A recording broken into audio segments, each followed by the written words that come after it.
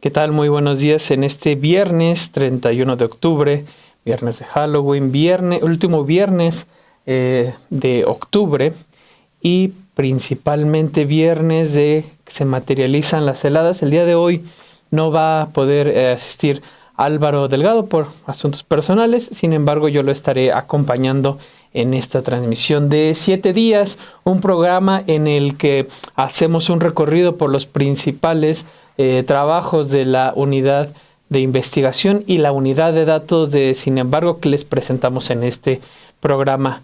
Precisamente dos de los temas con los que vamos a arrancar en este programa son trabajos que lleva a cabo el director de la unidad de investigación, Álvaro Delgado. Uno de ellos, él se puso a indagar en lo que reporta el Tribunal Federal de Justicia Administrativa. Recordemos que es el tribunal que depende del Poder Ejecutivo y que no fue tocado por la reforma al Poder Judicial, es decir, no se mantiene en el mismo estrato en el que se han mantenido a lo largo del tiempo. Álvaro dio cuenta cómo el tribunal, particularmente el magistrado presidente Guillermo Valls Esponda, se despidió como presidente de este tribunal mediante un congreso que se celebró allá en San Cristóbal de las Casas en Chiapas, una entidad de donde es Valls Esponda, la cual quiere gobernar incluso, y para ello ofreció en este congreso, costó 3 millones, tanto en hospedaje, bebidas, alimentación, solo para 200 personas, e incluso se les pagó los pasajes a todos los invitados mediante recursos públicos. Es esta investigación que lleva a cabo Álvaro Delgado, en el cual da cuenta nuevamente cómo en este tribunal se siguen destinando importante cantidad de recursos a todas estas cuestiones que precisamente buscó eliminar la reforma al Poder Judicial, que no tocó precisamente a este órgano de justicia administrativa. Es así que vayamos a este primer trabajo y regresamos. El magistrado Guillermo Valls Esponda se despidió como presidente del Tribunal Federal de Justicia Administrativa con un congreso en San Cristóbal de las Casas, Chiapas, su tierra natal, que aspira a gobernar. El evento costó 3 millones de pesos solo en concepto de hospedaje, bebidas y alimentación para más de 200 personas durante 2 días. Valls Esponda destinó para este año entre 3 y 7 millones de pesos para el transporte aéreo del personal del tribunal. Con este fondo se pagaron los pasajes de sus 210 invitados al Congreso Nacional celebrado en Chiapas. El gobernador Eduardo Ramírez estuvo presente en la inauguración y ya lo ha invitado a su gabinete, aunque el magistrado también aspira a ser cónsul de México. En su mensaje de inauguración, el magistrado presidente aseveró que la justicia debe ser popular, democrática, honesta y transparente. Se dirigió a la presidenta Claudia Sheinbaum para afirmar que comparte con el gobierno de México su compromiso con la justicia, la democracia y sobre todo con el pueblo. De acuerdo con un contrato asignado a la empresa Creatividad y Espectáculos SADCB, el tribunal pagó casi 3 millones de pesos por el Congreso Nacional celebrado a mediados de octubre en hoteles de San Cristóbal de las Casas.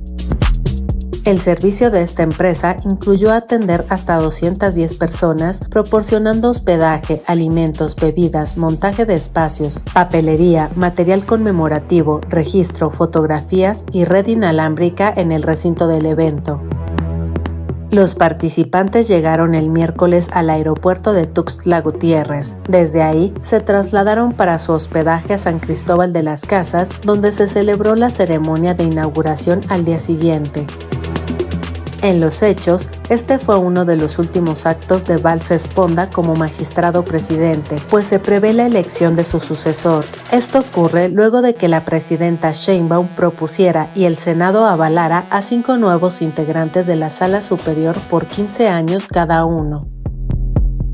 Por esa razón, no han tomado posesión los 5 magistrados y se perfila que la primera de ellas, Ludmila Valentina Albarrán Acuña, suceda a Valls Esponda en la presidencia. En la disputa por la nueva presidencia también se ha pronunciado internamente Luz María Anaya Domínguez y Julio Ángel Sabines Chersterskin.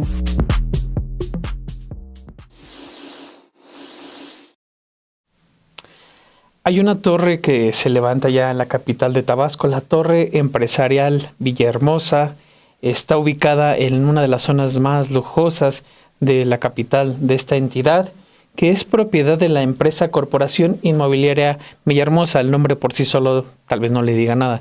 Sin embargo, de esta empresa es accionista Adán Augusto López Hernández, junto con los exgobernadores priistas Manuel Andrade Díaz, de cuando él se empieza a involucrar en la política, ya principalmente desde el Ejecutivo en Tabasco, pero también pertenece a Mario Trujillo García y David Gustavo Gutiérrez Ruiz, todos ellos del PRI, todos ellos amigos de Adán Augusto López Hernández, todos ellos accionistas de Corporación Inmobiliaria Villahermosa, que es la propietaria de este edificio de oficinas, esta torre de lujo que en el pasado perteneció al político priista Carlos Jan González y al banquero favorito del salinismo, Carlos Cabal Peniche, que como sabemos del Banco Unión, que se lo entrega Salinas aun cuando no tenía la experiencia, que después es señalado precisamente por fraude, investigado por todas estas cuestiones de fraude fiscal, pues a ellos a Carlos Cabal Peniche y también a Carlos Jan González pertenecía este edificio que después adquieren distintos accionistas, entre ellos Adán Augusto López Hernández, quien por cierto hay que aclarar que en su declaración patrimonial oculta todo lo que tiene que ver precisamente con conflictos de intereses, el nombre de las empresas a las que pertenece y demás. Sin embargo, Álvaro Delgado tiene acceso a la acta de fundación de esta empresa, donde se establece cuál es el reparto de los distintos tipos de acciones que tiene este edificio, reitero, el más lujoso de allá de Tabasco, y con base a esta documentación es que va elaborando la historia de este edificio que en un pasado perteneció a Cabal y que hoy es la torre de Adán Augusto López Hernández. Es así que los dejo con este segundo trabajo que realiza nuestro jefe Álvaro Delgado. El senador Adán Augusto López Hernández es copropietario de la Torre Empresarial Villahermosa, el edificio de oficinas más alto y lujoso de Tabasco y del sureste de México. Esta torre perteneció anteriormente al político priista Carlos Jan González y al banquero Carlos Cabal Peniche. La propiedad corresponde a la empresa Corporación Inmobiliaria Villahermosa S.A.D.C.B., donde López Hernández es accionista junto con los exgobernadores priistas Manuel Andrade Díaz, Mario Trujillo García y David Gustavo Gutiérrez Ruiz. Los dos últimos fueron socios de Cabal Peniche en Banca Unión durante el gobierno de Carlos Salinas de Gortari. El senador morenista también tiene su notaría en un inmueble que fue propiedad de Cabal Peniche, ubicado en Plutarco Elías Calles 515. Este mismo inmueble sirvió como casa de campaña de Roberto Madrazo Pintado en 1994, elección en la que el banquero afirmó haber financiado a Madrazo con $5 millones.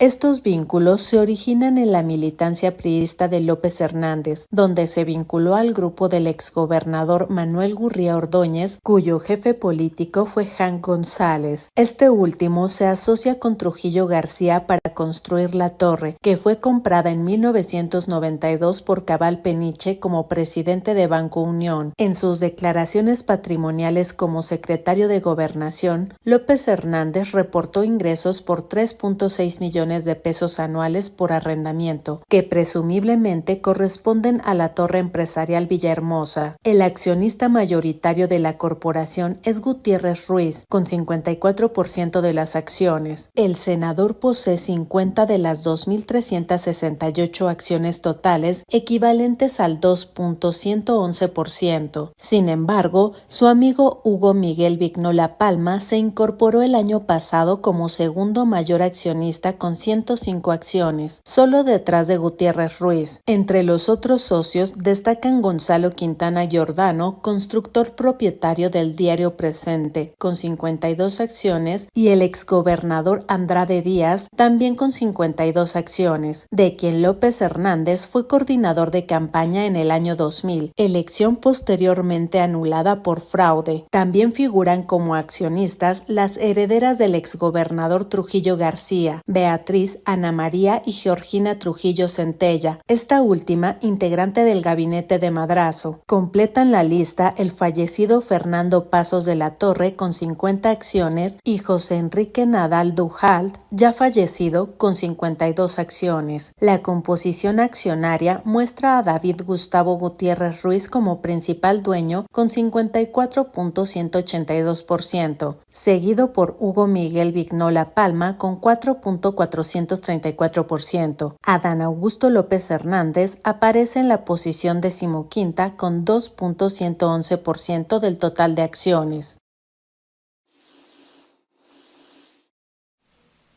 No olvide dejar su like para que este programa llegue a más personas y particularmente para que cada vez que usted se conecte a YouTube pueda tener acceso a este y otros programas. Y de igual forma es muy importante, lo invitamos por ello a que se suscriba a este canal, a Sin embargo al aire, como también al canal Estudio B, que es el canal hermano de Sin embargo al aire. Regresando a los temas, la única multa firme que se impuso, la única multa económica firme que se impuso por la estafa maestra, este esquema de triangulación que se llevó a cabo en el gobierno de Enrique Peña Nieto, que consistió básicamente en que a través de la Secretaría de Desarrollo Social y se hicieron contratos mediante universidades, es decir, se subcontrataron y se hizo un esquema de triangulación en que básicamente se desviaron fondos. Rosario Robles, como nosotros sabemos, fue presentada ante la justicia por haber sido omisa ante esta situación, fue exonerada. Realmente ha sido un caso que se llevó a cabo particularmente por la investigación que hizo la Dirección General de Auditorías Forenses de la Auditoría Superior de la Federación a cargo de Munadura Buchaín, que fue la que detecta todo este esquema. Bien, en 2020 se impone una multa de 105 millones de pesos a José Antolino Orozco Martínez, quien fue uno de los funcionarios que estuvo relacionado a este esquema de desvío de recursos. En 2020 se impone y no se cobra. Esta multa de más de 105 millones de pesos se debe que es el monto del sobreprecio mediante el cual la Sedesol contrató a la Universidad de Zacatecas para realizar un estudio cuando el precio en el mercado era prácticamente de la mitad.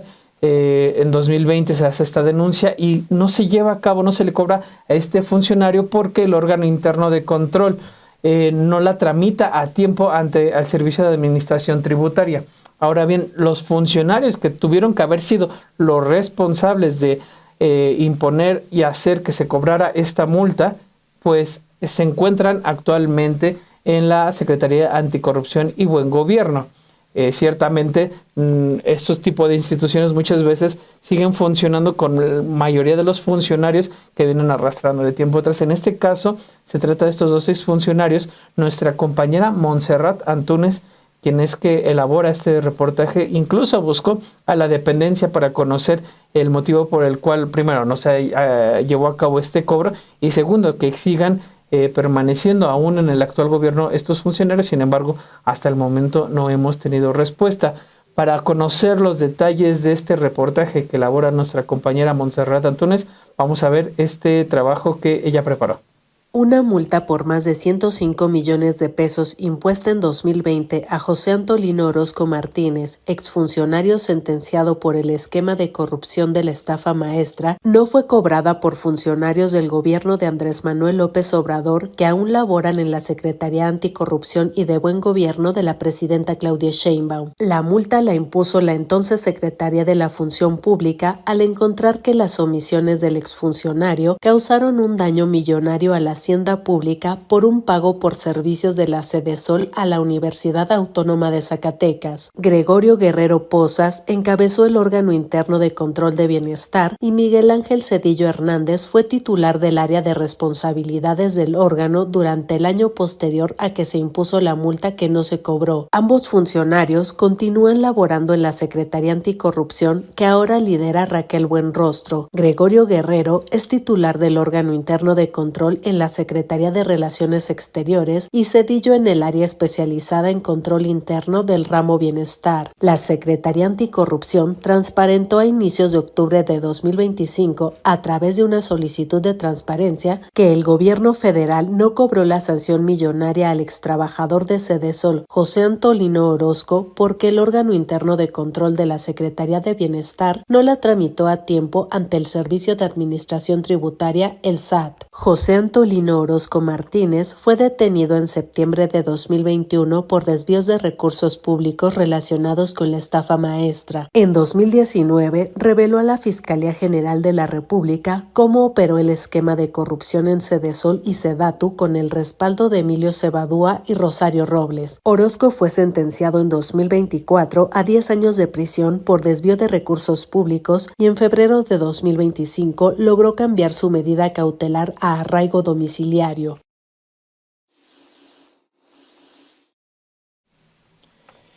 ¿Recordará usted esta de Massive Caller, esta encuestadora que prácticamente no dio ninguna en el pasado proceso electoral, que incluso llegó a desvariar la realidad hablando de una supuesta ventaja de Xóchitl Gálvez, manipular todo el escenario electoral que se encontraba en el proceso electoral, de cara al proceso electoral? Una encuesta que, como sabemos, pertenece a un panista que incluso sostuvo que eso no implicaba un sesgo a las mediciones que llevaban a cabo, aun cuando existía distinta evidencia que mostraba lo contrario. Bueno, el Partido Acción Nacional en 2024, junto con el Partido Revolucionario Institucional y algo que se llamaba el PRD, compiten en conjunto, tienen unos resultados paupérrimos, cada uno por separado y en conjunto no lo dan. Y lo que sabemos ahora con el Partido Acción Nacional, ya comandado por Jorge Romero Herrera, el cacique del PAN en la Ciudad de México, acusado por uno de los propios expresidentes del PAN de actos de corrupción, es el que ahora tiene los destinos del PAN y ha llamado este relanzamiento, que prácticamente es con la misma base, con los mismos panistas e incluso con una dirigencia señalada, hablando de Romero, de ser el artífice de este grupo de panistas que desde la alcaldía Benito Juárez implementaron el esquema de corrupción conocido como el cártel inmobiliario. Bueno, en todo ese contexto es que ese PAN contrata a Massive Caller, esa encuestadora que demostró no dar ninguna en el pasado proceso electoral, precisamente para su relanzamiento, ese relanzamiento que ha sido bastante cuestionado y para el cual le dio a Massive Caller 1.8 millones de pesos. Este es un trabajo que lleva a cabo la unidad de datos que preside nuestra compañera, que dirige nuestra compañera Daniela Barragán, y es un texto de nuestro compañero Arturo Daen. Los dejamos con él y regresamos. ¿Viste la nueva imagen del PAN? ¿También te recordó una marca de detergente? Bueno, más allá de ese parecido, el rediseño no salió gratis. El PAN gastó miles de pesos en su nueva imagen y millones más en contratar agencias de marketing y a una encuestadora. Así es, Acción Nacional dio este año a Massive Caller un contrato de 1.841.000 pesos. Sigue alimentando a esa encuestadora, aunque en la elección de 2024 falló terriblemente en sus resultados, diciendo que Xóchitl Gálvez supuestamente tenía ventaja sobre Claudia Sheinbaum, cuando la candidata morenista terminó ganando por 32 puntos de diferencia. Revisamos datos en la Plataforma Nacional de Transparencia y encontramos que el PAN dio además este año un contrato de 1.713.000 pesos a la empresa promotora de arte y turismo, para que se encargara del rebranding y reposicionamiento de la marca PAN. En el contrato se menciona que el proceso de rediseño incluiría encuestas y focus groups para saber qué piensa la gente de este partido de derecha. Ajá, como si fuera una nueva marca de refresco o de ropa. Luego la agencia le daría a los panistas una propuesta de imagen, pero también cuál sería el mensaje clave de su relanzamiento. Al final el PAN presentó como lema Patria, Familia y Libertad,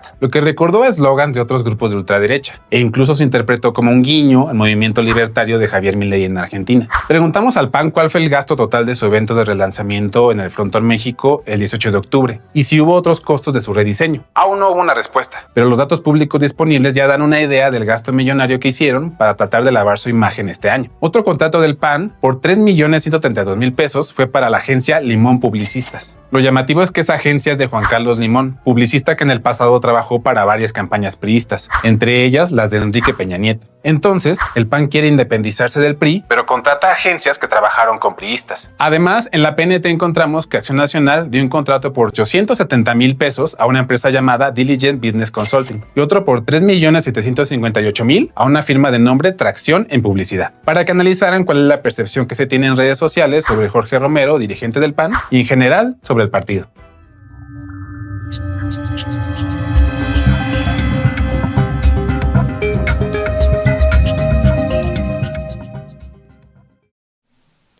Algo ha sido la manera en la que la presidenta Claudia Sheinbaum Pardo ha logrado lidiar, negociar, mantener una relación de tú a tú con Donald Trump.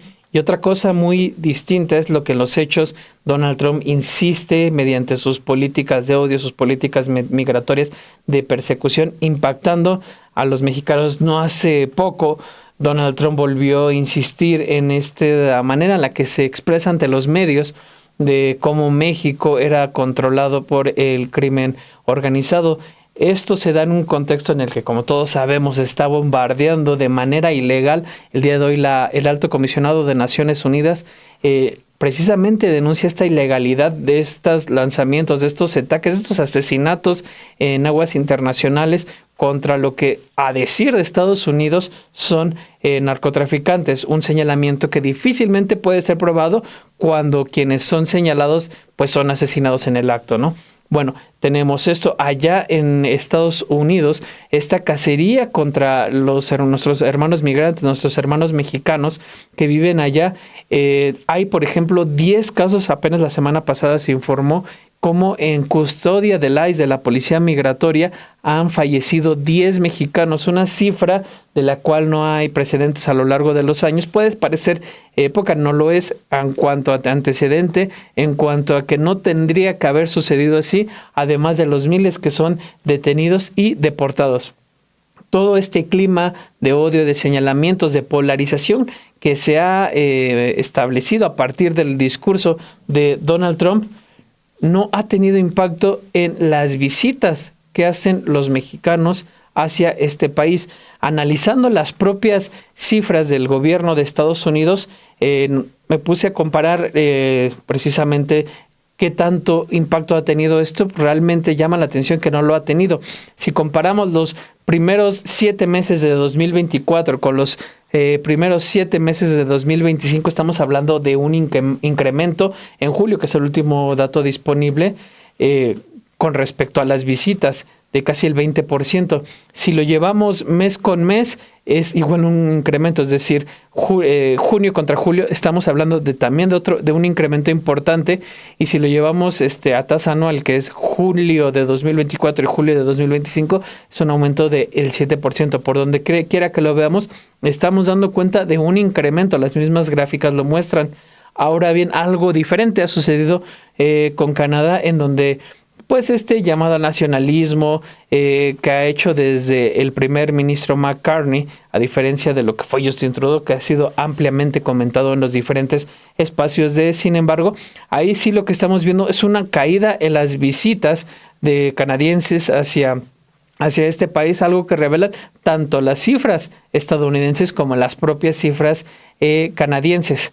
Es en ese aspecto que le presento este reportaje que elaboramos en la unidad de investigación y volvemos. Las políticas y el discurso de Donald Trump hacia México y Canadá han tenido efectos opuestos en los patrones de viaje hacia Estados Unidos. Mientras los mexicanos han aumentado sus visitas, los canadienses las han reducido significativamente según cifras oficiales del gobierno estadounidense. Durante los primeros 7 meses de 2025, los viajes de mexicanos a Estados Unidos aumentaron 11.66% comparado con el mismo periodo de 2024. Solo en julio de 2025, 1.593.931 mexicanos visitaron el país, representando un aumento de 7.36% respecto al mismo mes del año anterior. Este incremento ocurre a pesar de las recientes medidas contra la conectividad aérea. La semana pasada, Trump revocó la aprobación de 13 rutas de aerolíneas mexicanas hacia Estados Unidos, suspendiendo todos los servicios combinados con el Aeropuerto Internacional Felipe Ángeles y congelando nuevas rutas. La presidenta Claudia Sheinbaum respondió que no estaban de acuerdo con la decisión y sugirió que podría haber un interés político detrás de ella. Mantuvo que el AIFA funciona correctamente y no existe razón para limitar los vuelos hacia Estados Unidos. Paralelamente, Trump ha mantenido su retórica sobre los cárteles mexicanos y ha impulsado una mayor intervención contra estas agrupaciones, ahora consideradas organizaciones terroristas en Estados Unidos. México ha rechazado consistentemente cualquier avance en ese sentido. Dentro de Estados Unidos, se ha reportado una cacería de migrantes que ha afectado a mexicanos establecidos. La Secretaría de Relaciones Exteriores informó que 10 mexicanos han muerto bajo custodia del ICE este año y desde enero hasta octubre se han repatriado a 116.320 connacionales. En contraste, las visitas de canadienses a Estados Unidos cayeron 19.91% en los primeros 7 meses de 2025. La comparación entre julio de 2024 y julio de 2025 muestra una caída del 31.13%, reflejando 8 meses consecutivos de descensos. Esta disminución se atribuye en parte al sentimiento nacionalista generado por los comentarios de Trump. Una encuesta de The Globe and Mail reveló que el 90% de los canadienses tiene una peor opinión de Estados Unidos, expresando principalmente pesimismo e ira. Un estudio de Longwoods International citado por The New York Times encontró que 63% de los viajeros frecuentes canadienses son menos propensos a visitar Estados Unidos, mencionando aranceles y declaraciones políticas. Una ligera mayoría ya no percibe al país como acogedor, seguro o que valore a los viajeros internacionales.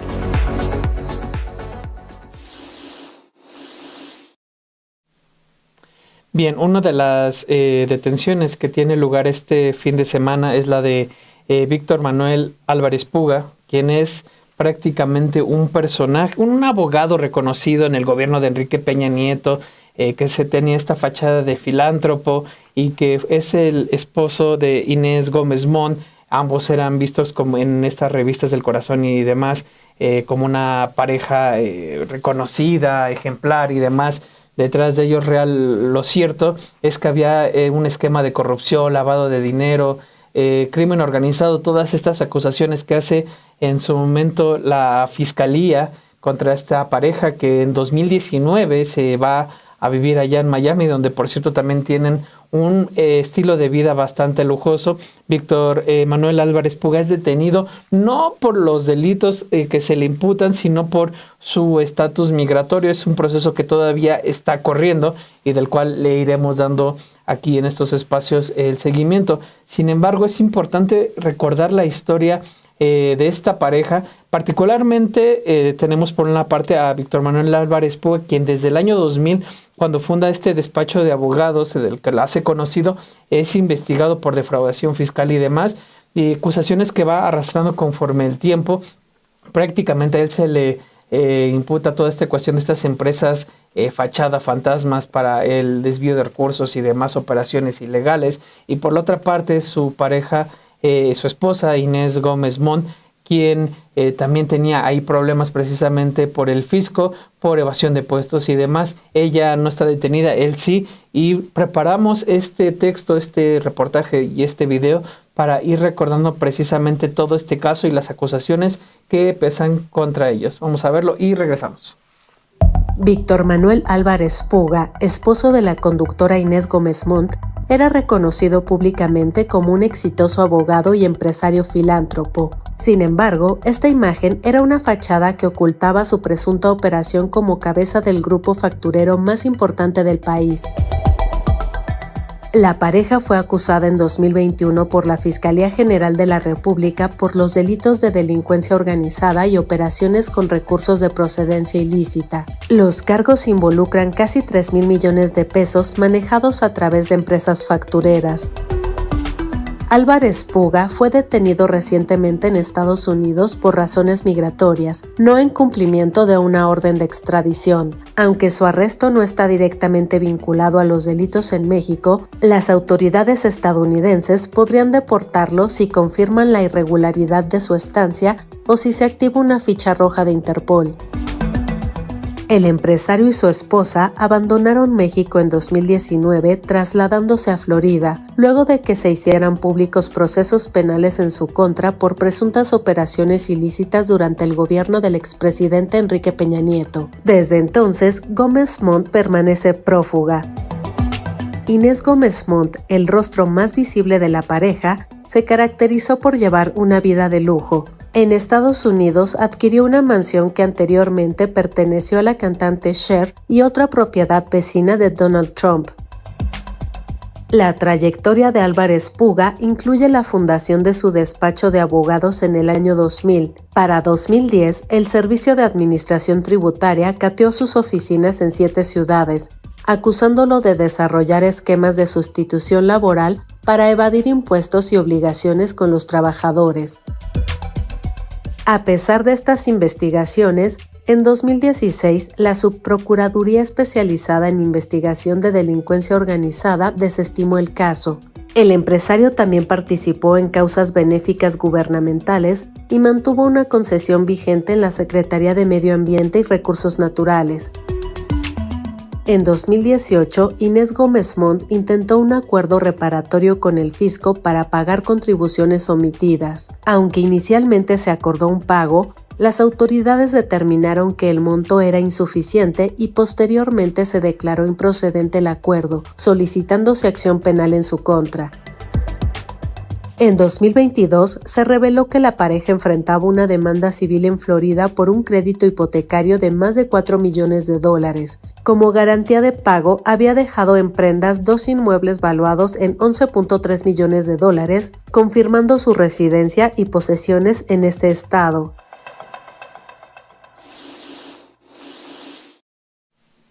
Muchas gracias por acompañarnos en este programa. Muchas gracias a Laura Campero Marín, a Rodolfo Salas, quien siempre nos anda recordando dejar nuestro like. Por cierto, los invito, si no lo han hecho, dejen su like, no cuesta nada, simple y sencillamente es poner la manita que está arriba. Y si no se han suscrito a este canal y a Estudio B de Sin Embargo al Aire, también los invitamos a que lo hagan. Un saludo a Catch PCM, a Rosa M, al Piticán, a Hilda Olina, cada uno de ustedes que nos acompaña en este programa. Y pues para ir cerrando, les vamos a dejar con este amplio reportaje que realizó nuestra compañera Montserrat Antúnez en compañía de nuestro compañero Cri Rodríguez, quien fueron allá a Poza Rica hace unos días a reportar, a ver el estado en el que se encuentran muchas de las familias viviendo aún entre lodo, cuando van nuestros compañeros a recuperar estos testimonios de cómo fue que vivieron estas lluvias intensas, cómo se han ido recuperando poco a poco, muchas veces con la ayuda, la solidaridad de vecinos, de las autoridades y demás pues personas que han estado ahí acompañándolos. Pues nos vemos dentro de 8 días, ya para entonces nos estará acompañando Álvaro Delgado. Recuerde que pues siempre estamos en 7 días haciendo este resumen de los principales trabajos que preparamos en las unidades de datos y de investigación de Sin Embargo, y pues lo dejamos con este trabajo de nuestra compañera Montserrat Antúnez. Que tenga buen viernes. Hasta luego. Las fuertes lluvias que se registraron entre el 9 y 10 de octubre dejaron afectaciones en Hidalgo, Puebla, Querétaro, San Luis Potosí y Veracruz. Me encuentro en Poza Rica, en Veracruz, con mi compañero Crisanto Rodríguez. Aquí hemos podido conversar con personas como Patricia, Melton, María José, quienes perdieron sus pertenencias a raíz de estas lluvias. Están agradecidas con este primer recurso que será de 20,000 pesos, un recurso que entrega el gobierno federal, además de despensas, pero también están tristes, preocupados, porque el proceso para reintegrarse a su vida cotidiana todavía es largo. Yo vivo en las granjas, o sea, en la mera donde fue todo el caos. Pues perdí mi casa, perdí todas mis cosas y me tocó estar el día de la inundación acompañada de mi mamá, mi novio y mis 2 hermanitas chiquitas. Nosotros no íbamos a salir porque nunca pensamos que iba a subir tanta agua y solo empezamos a guardar una que otras cosas. Y tengo videos de cómo el agua venía poco a poquito y en minutos nuestra casa se inundó por completo. Una vecina nos dio resguardo en su casa de 2 pisos, pero también llegó al 2.º piso. Nos subimos rápidamente a la azotea y pues vimos cómo personas iban en el agua, animales, personas que estaban en las azoteas también. Y mi mamá entró en shock porque nunca le había tocado una inundación así. Entonces yo me quise hacer la fuerte, no quise llorar ni nada por mis hermanitas. Y pues ahí estuvimos todo el día del viernes 10 de octubre hasta las 4 o 5 de la tarde sin comer nada. O sea, no teníamos nada. Mis hermanitas entraron en desesperación de que quiero comer algo, quiero comer esto, ya tengo hambre, ya me quiero ir. Bueno, pues mi novio es el único que sabe nadar. Entonces le dijimos, oye, ¿sabes qué? Pues bájate a ver ya hasta dónde llega el agua para ver si ya nos podíamos ir. Yo en mi teléfono tenemos un grupo de familia. Entonces yo mandé mensaje que si uno de mis familias nos podrían dar resguardo en su casa, mínimo para comer, guardar celulares y bañarnos. Y nos dijeron que sí, que nos esperaban en tal lado. Y bueno, bajamos a mis hermanitas y pues cargándolas porque el agua les llegaba todo. O sea, todavía estaba como a 1,5 metros el agua. Y cargando a mis hermanitas, íbamos caminando, vimos una lancha y subimos a mis hermanitas y ya nosotros pues caminando, pero cuando íbamos caminando más el agua seguía subiendo, iba subiendo y pues yo llevaba a mi gatita en una mochila y mis hermanitas en la lancha, mi mamá, y cuando íbamos saliendo vimos cadáveres ahogados y mis hermanitas lo vieron, entonces se quedaron con esa idea de que pues nos fue mal, muy mal. Desgraciadamente pues perdimos todas nuestras cosas, pero gracias a Dios ninguno de mis familias resultó herido o grave. Bueno, yo vivo en la colonia Morelos, que en el año 99 pues no me llegó al piso, pero ahorita sí me llegó a unos 50 arriba porque mi casa está un poquito en alto, pero como unos 50 entró el agua, o sea que todos los enseres, colchones, todo. Nada me quedó como quien dice el cascarón. Pero a mis vecinos que 3 cuadras, 4 cuadras, pues se perdieron su casa. Necesitan más que las que estamos aquí enfrente. Sí. Y después de estas inundaciones, de esa inundación pudo sacar algunas cosas, rescatar No, nada. Ni ropa de frío, ni nada. Nomás mi credencial y eso. Y vámonos. Y un perrito que tengo. Y ese día, el día de la inundación, ¿sí escucharon o hubo alguna alerta en redes? Pues mira, dicen que sí, pero ahí por mi calle no. Nada más el silbato de Pemex, alguien y como no nos había llegado hasta ahí, pues nos confiamos. Pero hay mucha gente que sí estaba dormida, o sea, porque ahí nos llegó como a las 4 de la mañana y a las 6 ya estaba inundado. Sí pudo salirse antes de eso. Sí, nos salimos como a las 4:30, 5. Sí. Ya no llegaba, ahí al frente ya no llegaba al tobillo. Y otras personas que salieron un poquito más, dice que ya les llegaba a la rodilla, otras a la cintura. Ahorita estoy rentando, porque donde vivíamos pues se gastó todo. ¿En dónde? En la colonia Palmasola, atrás del ADO. Sí. fue una zona muy golpeada, fea, porque se llenó casi más de 1 metro bueno, del agua fueron más de 8 metros en feria, pero ya cuando bajó todo, el lodo era unos 50, lodo. Sí. Y pues todo quedó increíble. Alcanzamos a salir porque con parejas estábamos, íbamos a ir a trabajar. Y nos dijo la señora de la renta que nos saliéramos porque ya venía el agua. Yo no soy de aquí, mi esposa sí. Y entonces, pues yo nunca había visto esos siniestros. Yo pensé que era un arroyito. Y la verdad, sí es algo que no se le decía a nadie que pase esas cosas. Pero son cosas que suceden porque Dios pasa, si Él decide, también son cosas de Dios. Y lo que vi con mi esposa, que soy muy necio. Y ese día, ni la pensé. Salimos corriendo, se le olvidó todo. Lo que nunca, su bolsa, no se acordó de nada. En ese rato lo que quiere uno es el instinto. No es de que se acuerde, no es el instinto de salir. No piensa uno si va a perder uno todo o si se va a quedar todo. Y pues sí es feo porque yo veo mucha gente que se hace uno fuerte, pero Claro. es algo que no puede uno prevenir, porque esas son cosas de repente. O son prevenciones, pero no las puede uno detener. Algo que destacan las personas con las que pudimos conversar es la solidaridad de sus vecinos, de sus vecinas, pero también de habitantes de otras entidades que acuden aquí a Veracruz para apoyarles a limpiar su casa, a tratar de recuperar algunas de sus pertenencias.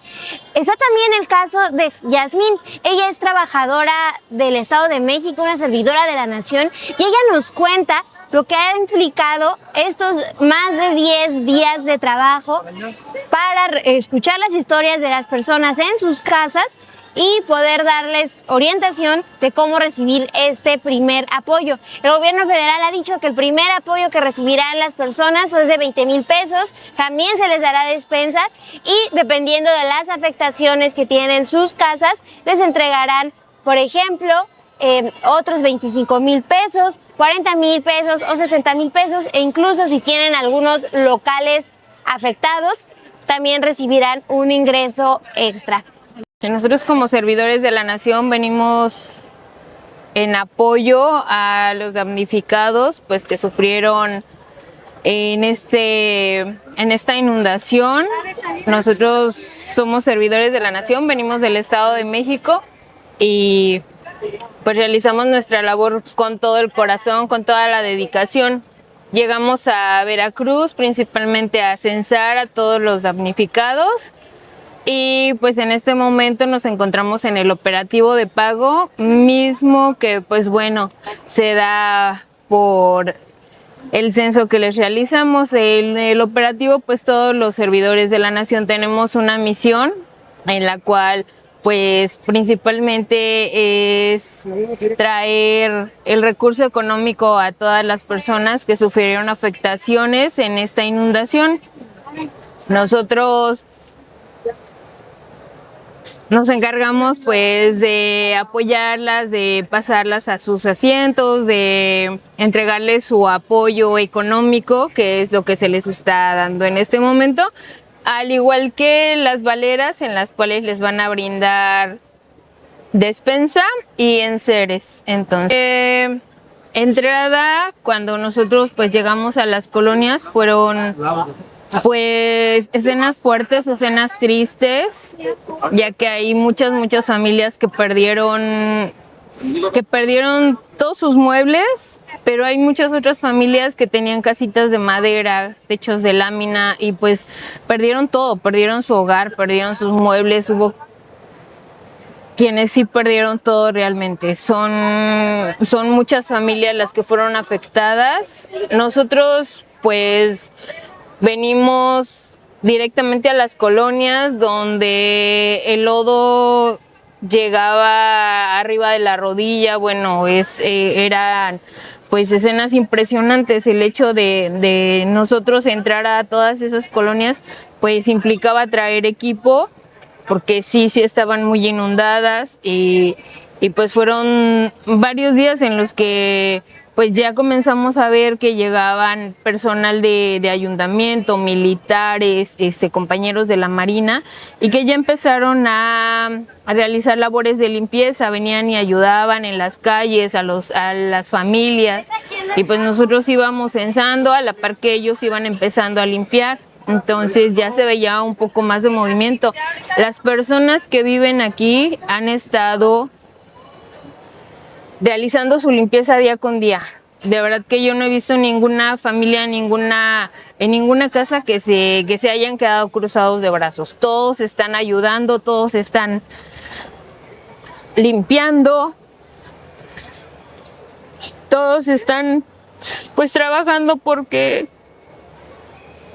Veracruz salga adelante. Y pues bueno, nosotros como servidores de la nación venimos de otros lugares, venimos de otros municipios, de otros estados, y venimos con todo el corazón a ayudar. Y estamos viendo que pues toda la gente se está moviendo, están ayudando, están limpiando. Hemos visto gente que viene de otras comunidades donde no sufrieron afectaciones y que también están metiéndose al lodo, a los escombros, están ayudando a las familias afectadas. Hay muchísima ayuda por parte de la población. Hay personas que vienen y dejan comida y van por las calles repartiendo los alimentos a todas las personas afectadas. Eso habla muy bien del pueblo mexicano. Nosotros, el Estado de México, levantamos más de 10,000 censos y de verdad que se ha trabajado, pues se ha trabajado de corazón y se ha trabajado mucho para poder ayudar a todas estas familias. Es una labor que pues a mí en lo personal me llena mucho, muy profundamente, y pues que todo Veracruz se renueve pronto. Las intensas lluvias e inundaciones en Hidalgo, Puebla, Querétaro, San Luis Potosí y Veracruz causaron la muerte de al menos 79 personas. 19 continúan desaparecidas. En Poza Rica se observa personas caminando por las calles con botas llenas de lodo, porque las labores de limpieza continúan en sus casas. Durante la entrega de los primeros recursos a personas afectadas, Ariana acompañó a su pareja, quien perdió su vivienda en Ignacio de la Llave. Su voz se quiebra al agradecer que ambos están vivos, pero dice estar preocupada porque ahora no tiene ingresos. Ella vive en una zona que no resultó afectada, pero perdió su empleo como trabajadora del hogar en una casa que sí sufrió estragos. Melitón, de la colonia Palma Sola, una de las afectadas porque el río Cazones se desbordó, agradeció el dinero que el gobierno federal comenzó a repartir, pero al igual que su pareja, lamenta que no podrán recuperar objetos personales, como fotografías y otros recuerdos familiares. Es importante porque tienen que buscar cómo le van a hacer, de dónde van a ver o de dónde van a comprar lo que ellos quieran, algún medicamento, o tienen hambre y no les llevan de comer, de dónde van a comer si se quedaron completamente sin nada. Todo cuesta porque con dinero se hace el trabajo y entonces no va, las cosas materiales que tenía no le importaban, cosas que tenía de sus familiares, recuerdos, todo perdió. Entonces ella dice que pues que no había tenido un apoyo así, de respuesta rápida. Sí. En Veracruz, las personas recuerdan afectaciones como las que dejaron las inundaciones de 1999. Con ese antecedente y con la solidaridad que ven de las personas, ven con confianza que Veracruz se levantará.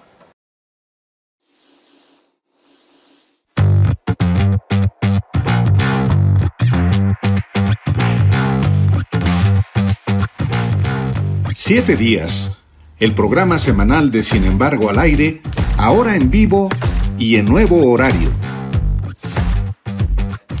Ahora nos encontraremos con usted todos los viernes a las 11 de la mañana, después de Café y Noticias.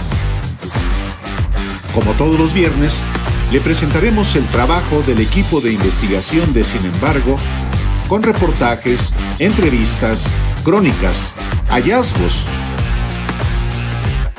Recuerde, viernes a las 11 horas con Obed Rosas y Álvaro Delgado, por Sin embargo, al aire.